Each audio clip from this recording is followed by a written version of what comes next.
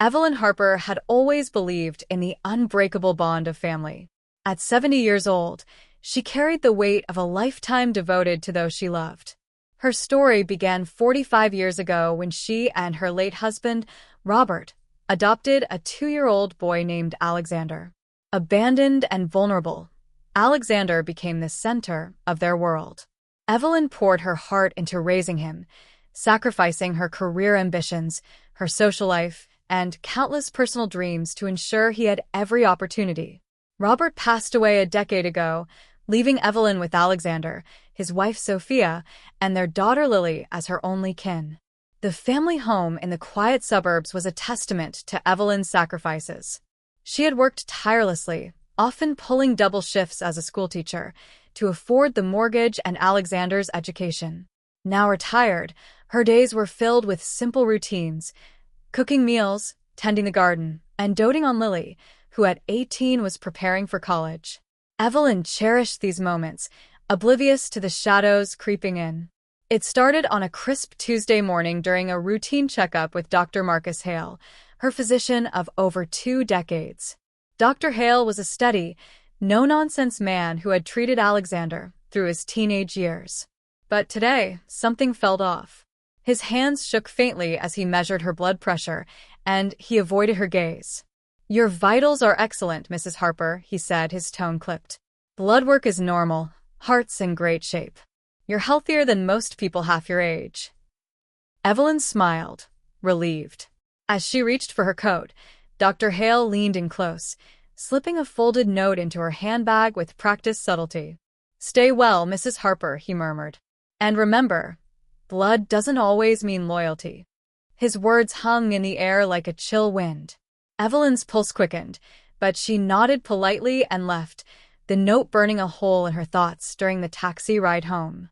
Arriving at the house, she found Alexander, Sophia, and Lily in the living room, whispering intently.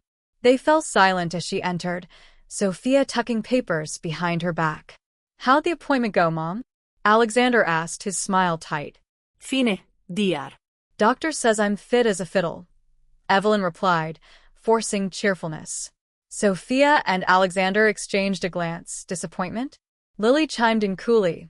"That's awesome, Grandma. Means you've got loads of time to relax." Dinner that evening was tense.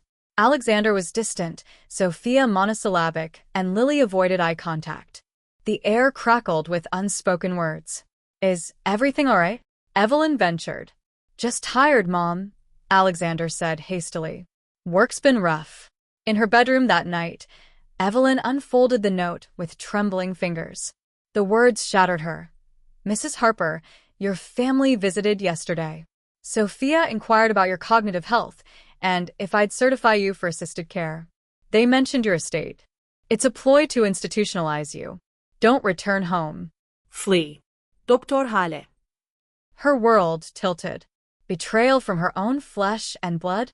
The son she'd raised with boundless love? The daughter-in-law she'd embraced like kin? Her adored granddaughter? Pieces fell into place. The odd looks, the hidden documents, their dismay at her good health. Sleep eluded her. At 2 a.m., voices drifted from the kitchen. Creeping to her door, Evelyn eavesdropped. "That stubborn doctor refused," Sophia hissed. "I told him she's forgetting things, wandering off, but he says she's sharp as ever." "Calm down," Alexander replied. "We'll find another doc to sign off." "But what now?" Lily asked. "I've got my college deposit due. I need cash soon, not when she finally kicks the bucket." "Lily, watch your mouth," Alexander chided weakly. "But yeah, we can't wait.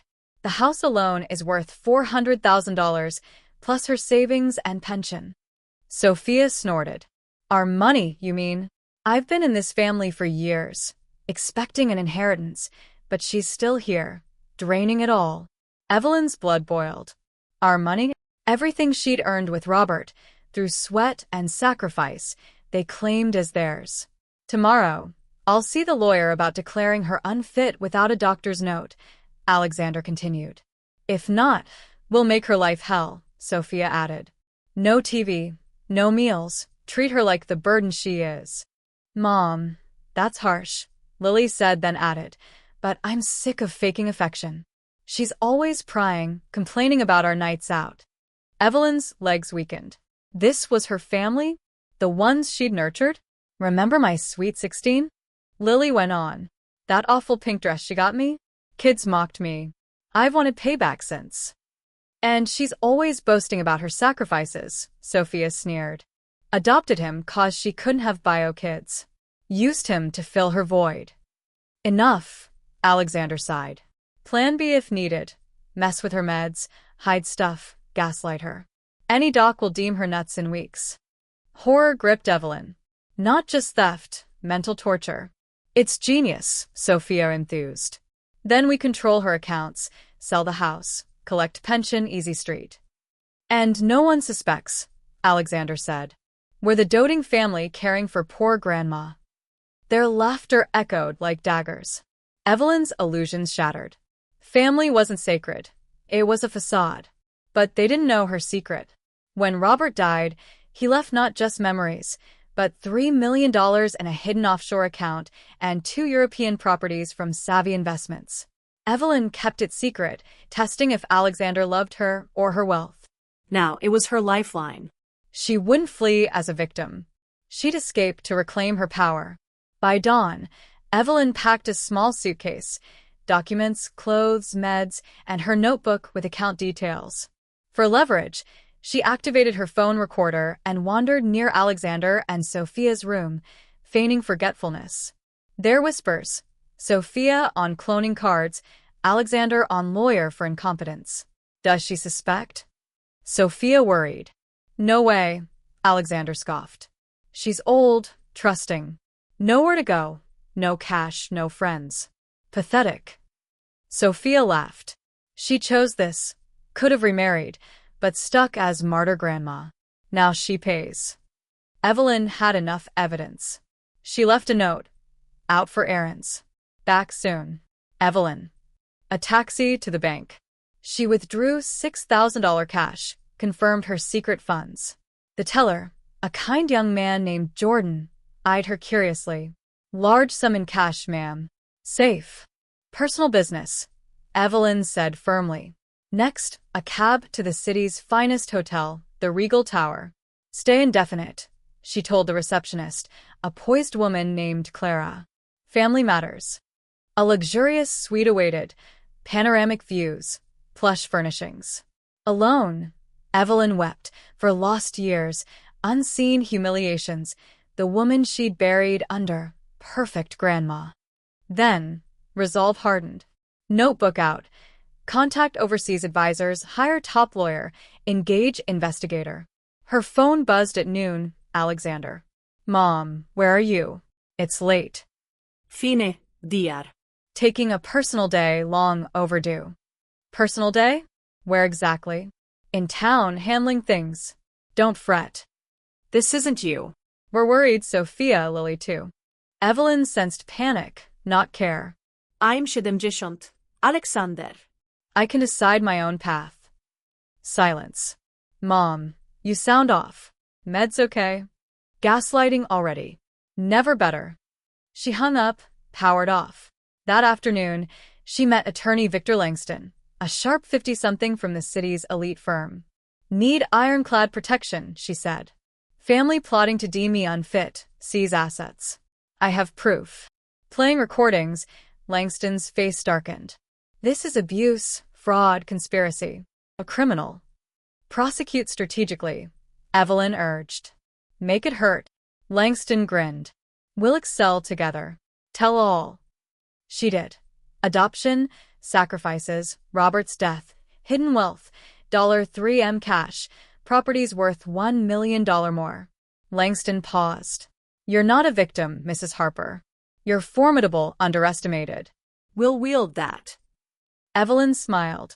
Battle lines drawn. With her phone off, Evelyn savored the hotel's tranquility. No more constant demands from family. For the first time, she ordered room service, a decadent meal of salmon and wine, without guilt. As she ate, Victor Langston's words echoed. She was formidable. It was time to act like it. The next morning, Langston called with updates. My investigator, Elena Vargas started. Sophia's been using your info for credit cards, 6 unauthorized, $52,000 debt. Luxury buys, fine dining, even a Bahamas getaway last spring. Evelyn gasped. Bahamas? They said visiting Sophia's ill aunt. Exactly. While you funded it unknowingly. More. Alexander unemployed for 9 months, living off Evelyn's pension. Contacted 4 doctors for incompetent certs. Lily, 4 months pregnant, father of 45-year-old married colleague who ghosted her. And Sophia? Evelyn asked, voice steadying. Affair with neighbor Tom Ellis for 18 months. Photos, motel meets during book club. Tom, husband to kind neighbor Laura. Irony stung. Document all. Evelyn commanded. Every deceit. Of course. Let them deepen their hole. Evelyn turned her phone on that evening. 42 missed calls, frantic texts. Alexander. Mom, answer. Police if not. Sophia. Martha, forgive misunderstandings. Lily. Grandma. Dad says trouble ahead. Evelyn texted Alexander. Safe. Back when ready. Instant reply. Mom, stop. Home now. Dinner waiting, your fave. Her fave. Actually his. Manipulation. The following day, Evelyn indulged. Boutique shopping for elegant outfits, a navy suit, scarlet blouse, sapphire dress. New heels, designer bag. At a luxury salon, stylist Mia transformed her. Layered cut, subtle highlights. Madam, you're stunning, Mia said. Why hide it? Prioritized others too long, Evelyn admitted. No more. Mirror reflection, empowered, vibrant. Dinner at the hotel's upscale restaurant. She called Alexander. Mom, where have you been? Fury laced his worry. Self-care, son. Overdue. This must end. Family deserves to know. Deserves? Since when? Since your odd behavior. Need a specialist. Specialist. Evelyn feigned innocence, recording. Psych eval for changes.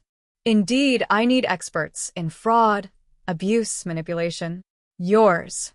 Silence. What? I know all. Fake cards, incompetence plot, Dr. Hunt's. Ridiculous. Help needed. Know your job loss, Bahamas theft, more surprises for court. Delirious. Last night, heard med switching plan. Delusion too. Longer pause. Home, talk family. No family. Betrayers. One chance. Confess, apologize, repay. Maybe forgive. Nothing to confess. Trembling voice. Court then. Night. Hang up. Peace washed over her. War declared. Calls intensified. Please, threats. Alexander voicemail. Return or legal steps. Guardianship for protection. Langston prepped. Let petition. Evidence of intent. We have psych evals certifying your soundness. Investigator updates. Alexander bank visit, claiming Evelyn's breakdown, demanding access. Ejected. Sophia selling antiques online. Lily spreading Alzheimer's rumors, soliciting care funds. Wersch, met Finch Rousseau, underworld fake doc specialist. Much graver, Langston said. Elder abuse to federal fraud. Evelyn nodded. Time to escalate. Monday, in her new Navy suit, she visited premier realty firm Elite Estates. Appointment to view upscale homes. $1M plus. Agent Carla. Delighted, Mrs. Harper. Seeking luxury. New life phase. Secure, elegant. Viewing a grand villa. Familiar voices in lobby. Selling property, Alexander said. Mothers, but ill. We have authority. Docs. Agent asked. Processing. Sophia hedged. Evelyn descended stairs. Hello, Kin. Shock. Alexander blanched. Sophia gaped. Lily recoiled. Mom, here? Alexander stammered. Buying, not selling. Carla. Know them? Sadly. Family or so I thought. Misunderstanding. Alexander blustered. About selling my home? Fake docs? Non-existent authority. Other agent. Legal dispute? Can't proceed. No dispute, Sofia snapped. She's unwell mentally. Unwell? Buying $1.2 million home with my funds. Lily whispered. $1.2 million? Yes, dear. Grandma's richer than imagined. Phone Langston. Here, family selling my property falsely. Send team. 15 minutes. Waited, lawyers arrived with notary. Show authority, lawyer demanded. Está meeting, no docs. Fraud then, Evelyn declared. Humiliation peaked. Outside, please turn shouts. Mom, fix this. Alexander. Grandma love you. Lily. You're bitter, Sophia spat. Used us. Used? I sacrificed all. You adopted him, your choice. Don't owe gratitude? Just no theft, betrayal. Cab away, leaving chaos. Langston urgent meet. Post-incident, Alexander paid Russo $60,000 rush fakes from your cards, Sophia's jewelry sales. $60,000? Russo's FBI mole. Recordings. Federal probe. Evelyn exhaled. Tables turning. That night, bold move. Livestream account. Title: Elderly Woman's Family, Betrayal Exposed. Viewers trickled, then surged. Good evening. Evelyn Harper, 70. Story redefining family. Detailed. Adoption note. Plot. Thefts. Recordings played. By hour's end, for 1,500 viewers. Support flooded. Midstream, Lily called in. Grandma, stop. Ruining us. You ruined me first. Everyone watching, friends, school. How'd I feel committed, robbed? Never meant that. Just options. Options? Explain to 4,500 why. How know my loans? Not senile. Know all, including your secrets. Hang up. Damage done. The live stream's aftermath was electric. Evelyn woke to viral status. Thousands of supportive messages, media requests, stories from fellow seniors. One from social worker Nina. Your broadcast halted a similar commitment yesterday. Saving lives. Langston. Russo arrested. Spilled on your family. Fake will too, declaring you unfit, leaving all to them. Months planned. Evelyn gasped. 4. Commit. Present will. Await death. Chilling premeditation. Afternoon call. Lily, voice shattered. Grandma, talk? Alone. Why? More lies? Truth. Can't bear. Agreed. Hotel cafe? Public, recorded. Lily arrived disheveled, tear-streaked. Never wanted extremes. What extremes acceptable? Initially, luxury home pitch for company. Your view. Thought valid. House big, you lonely. Before money knowledge. Yes. Pension, savings, house value. Mom snooped papers, impersonated you at bank, queried retirement. Urgency? Alexander's $120,000 gambling debts to shady lenders. Lily's role, college cash. Other, pregnancy. That's why participate in madness plan? Didn't know madness. Thought just care cert. Difference. None, Lily admitted, sobbing. Home chaos. Parents blaming each other. What want? Forgiveness. Testify truth against them. Why now? They'll blame me. Say my idea for drugs. Drugs? You? No, but rebel teen narrative. Proof. Recordings, texts, videos of Sophia counting jewel sales. Why record? Realized they'd sacrifice me. Evelyn assessed. Genuine? Testifying ends parent ties. Already ended. Used, then discarded. Exchange. Help school, pregnancy decision, strength lessons. Not just help, teach real family. Loyalty, respect, love. Not blood. Lily's hand. Deal. Shook. Alliance forged. Trial prep accelerated. Family's lawyer urged plea. Refused. Banking on caring kin image. Evelyn invited Lily to hotel suite. Bonding, shared meals, talks. Lily opened on fears, Evelyn on past sacrifices. One evening. Regret adopting dad? No. Regrets self-neglect for kindness. Lesson: family by actions, not ties. Weeks flew. Media frenzy grew. Evelyn's streams continued, audience swelling. Benjamin called during one. Mom, off stream. Hello, 6,000 viewers. Defamation. Sweet. Slander? Recordings of madness plot? Bank proofs. Illegal. Not here preventing crime. Explains $60,000 to forger. How? Huso FBI. Federal charges. Pleading shift. Fix family. Not. Betrayers, criminals. We need money, debts. So destroy me? Not personal. Wasn't. 45 years to you, not personal. Court see you. Ended with 8,000 viewers. Justice chance. Next day, more from abused elders. Evelyn inspired action. Langston. Case airtight. Recordings, financials, forger testimony. Lily's turn. Evelyn reflected in suite. From victim to avenger.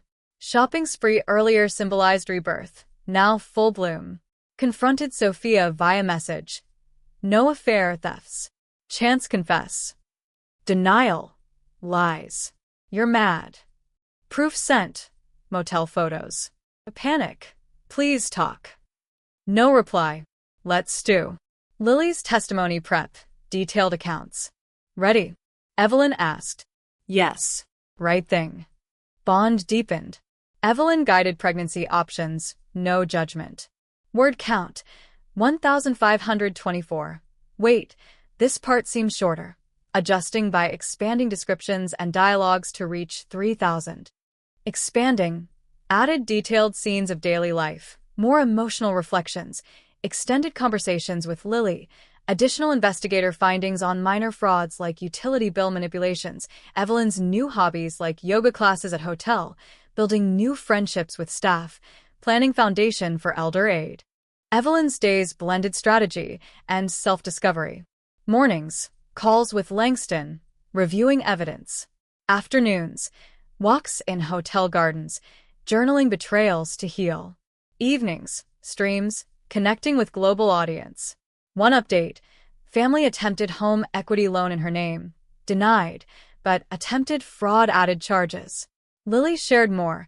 Sophia's jealousy of Evelyn's bond with Alexander, fueling ambition. She's always seen you as rival, Lily said over tea. Evelyn nodded. Explains venom. Pregnancy talks. Options weighed. Support whatever, Evelyn assured. Gratitude grew. You're saving me too, Grandma. Mutual. Trial loomed. Evelyn and Lily moved to a rented villa. Neutral ground. Lily enrolled online classes. Evelyn mentored. Family's desperation peaked.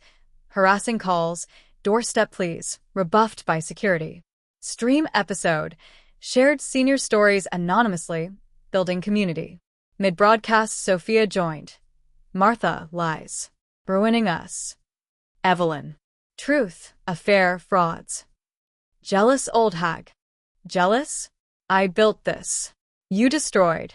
Viewers, outrage. Ended call. Momentum built. Langston. FBI building case. Family, subpoenaed. Evelyn, ready. Pre-trial, psych evals confirmed sanity. Family's forged docs seized. Lily testified in deposition. Tearful, detailed. Defense attacked. Biased for gain? No. Conscience. Evelyn proud. Personal growth. Evelyn joined senior group, volunteered at abuse hotline. One call. Woman mirroring story. Advised. Gather proof, seek help. Empowerment. Lily's ultrasound. Healthy boy. Decision. Keep with Evelyn's support. Name him Robert? Lily suggested. Cheers. Honor. Family's lawyer offered settlement. Repay, no prison. Rejected. Full accountability. Trial day. Courthouse buzzed. Evelyn in sapphire dress. Lily beside. Packed room. Media, supporters. Prosecutor. Evidensparade. Recordings. Financials. Följer vid. Lily's testimony. Poignant. Jury moved. Evelyn's. Felt 45-year lie. Now free. Defense. Exaggeration by wealthy recluse. Failed. Verdict: guilty. Alexander 15 years, Sophia 12. Post-trial. Justice served? Legal yes. Personal. Rediscovery. Months later, new coastal home. Garden with Lily. Baby Robert born. Lily law student, elder focus. Evelyn's foundation thrives, helping victims. Prison letters ignored. Grateful for Dr. Hale. Resilience, new beginnings. Kindness, wiser now, self first. The courtroom felt smaller than it should have on the final day of the trial. Every seat was filled, reporters with notepads and cameras, curious citizens who had followed the live streams, elderly men and women who had traveled hours just to be present, and a handful of social workers who carried folders labeled Elder Protection Cases inspired by Evelyn Harper. The air was thick with anticipation, the kind that comes when truth has finally cornered lies. Evelyn sat in the front row, dressed in the sapphire dress she had bought during her first week of freedom. The color brought out the steel in her eyes. Beside her sat Lily, 17 weeks pregnant now, hand resting protectively on the small curve of her belly, wearing a simple navy blazer that made her look far older and far stronger than her 18 years. They held hands beneath the wooden railing, a quiet anchor in the storm. Across the aisle, Alexander and Sophia looked like ghosts of the people Evelyn once knew. Alexander's suit hung loosely on a frame that had lost 20 pounds in the last 3 months. His eyes were sunken, his jaw clenched so tightly the muscles twitched. Sophia kept twisting a tissue into knots. Her makeup could not hide the dark circles or the tremor in her lips.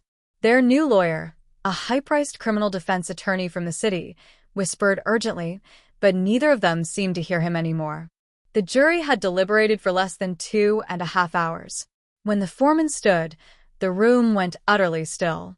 We, the jury, find the defendants Alexander Caldwell and Sophia Caldwell guilty on all counts: conspiracy to commit fraud, identity theft, financial elder abuse, attempted forgery of medical and legal documents, conspiracy to commit document fraud, and attempted conspiracy to commit involuntary civil commitment. A collective breath left the room.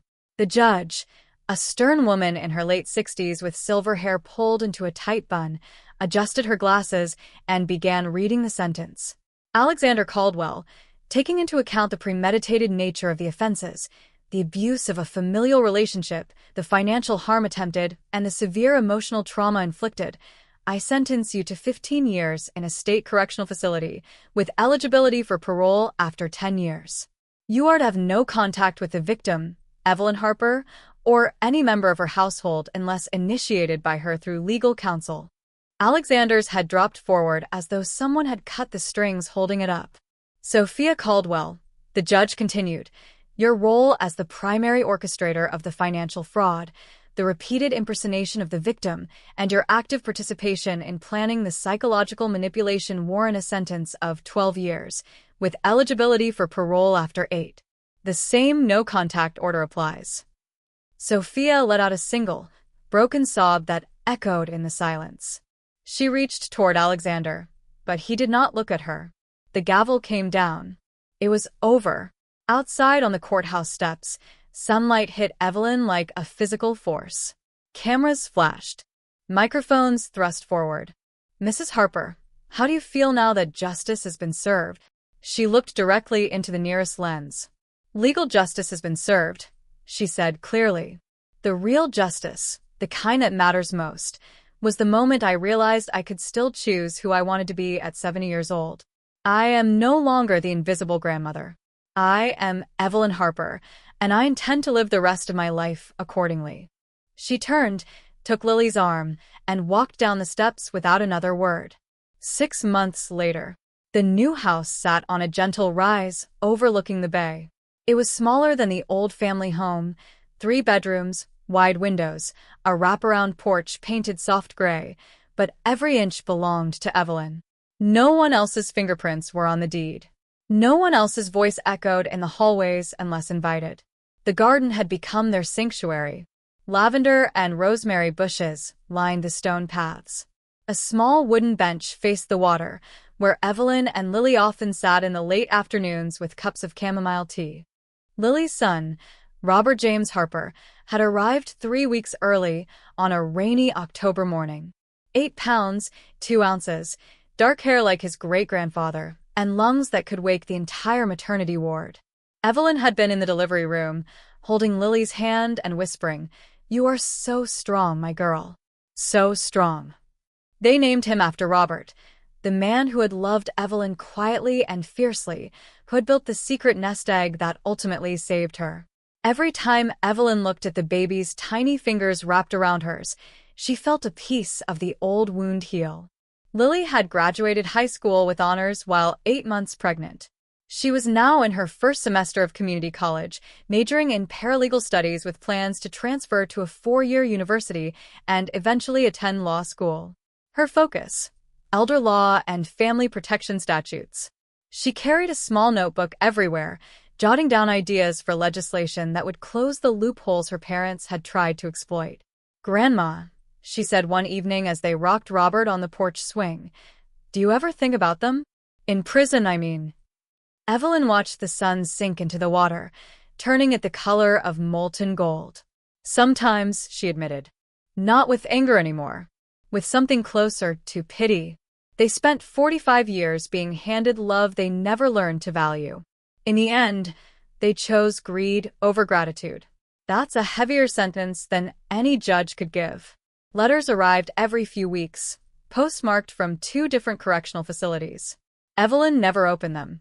They went straight into the shredder. Some doors, once closed with finality, should stay that way.